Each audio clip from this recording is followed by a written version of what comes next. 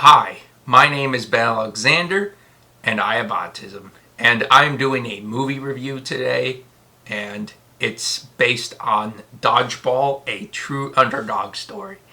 And this movie, I watched a couple clips with my brother this week. He said that this was a really good movie.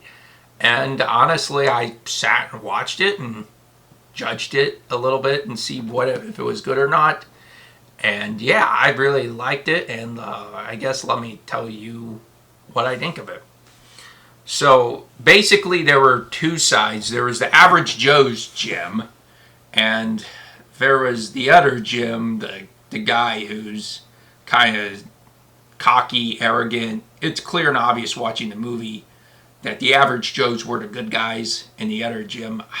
The name is so hard to pronounce. I don't want to say Jiro's Jim. But it's some Jim name with a G. I can't pronounce the name, unfortunately. But that Jim, that was like the big bodybuilding gym. Like the people in there were huge, and then they were trying to overtake the average Joe's Gym, which basically was like, the average Joe's Gym was like, hey, enjoy working out, have fun. And the other gym was very serious, like, you must be buff, And the guy owning the gym was like doing things to restrain eating pizza and donuts and all that stuff. And the other gym was basically, hey, we want you to move around, move your body. It's all right, that type of thing. I felt like the average Joe's Gym was more open and inclusive to others, and that gym was pretty closed-minded towards other people. That's kind of what the vibe I got.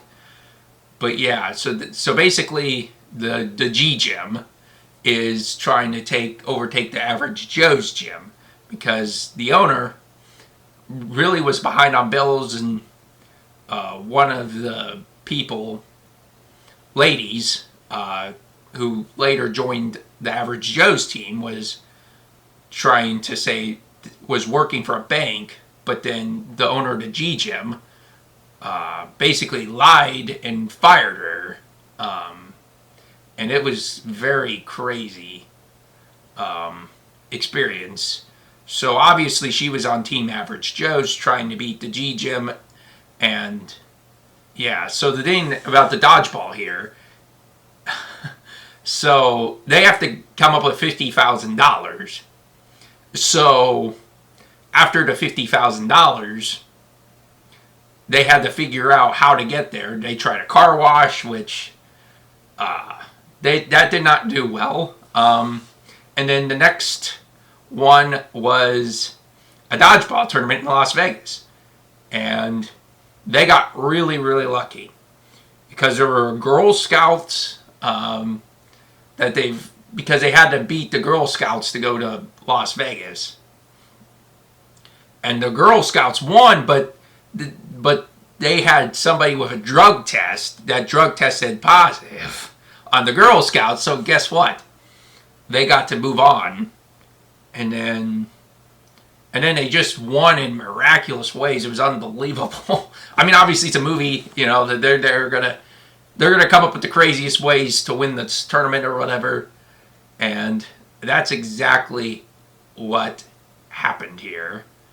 And yeah, so they ended up winning the $50,000, beating the G Gym in the weirdest way. So the owner of the gym literally blindfolded himself against the owner of the G Gym. And it was one-on-one, and they couldn't leave the triangle. So yeah, so the G Gym tried to hit him, and he was blindfolded because of the other dodgeball coach, who tragically died in the tournament, but he did help a lot to develop the team that wasn't very good. And yeah, so basically he blindfolded himself, dodged the ball, and then picked up the ball and threw it at the G Gym owner. G Gym owner got hit, and the average Joe's won. And it was a very interesting scenario, because the owner of the G Gym made the owner of Average Joe's a deal. I think it was what, $100,000 to get the gym, and then it turned up in the owner of the G Gym's face at the end, because I think they made millions and millions of dollars. And since the owner of the G Gym is a publicly invested company, and somehow, some way, that the owner, the average Joe's, turned it on him, that is so crazy. That it was like, so the owner of the average Joe's literally overtook the owner of the G Gym's gym. But I will say the owner of the G Gym was kind of a jerk, so it all worked out in the end. So yeah, you know what I mean. So yeah, that's all the movie was, and that's my recap of the movie. Overall, I enjoyed it. It was a very easy plot to understand. Like, it wasn't anything complicated. You know, that's the type of movies I like to watch, where it's like it's easy to explain it.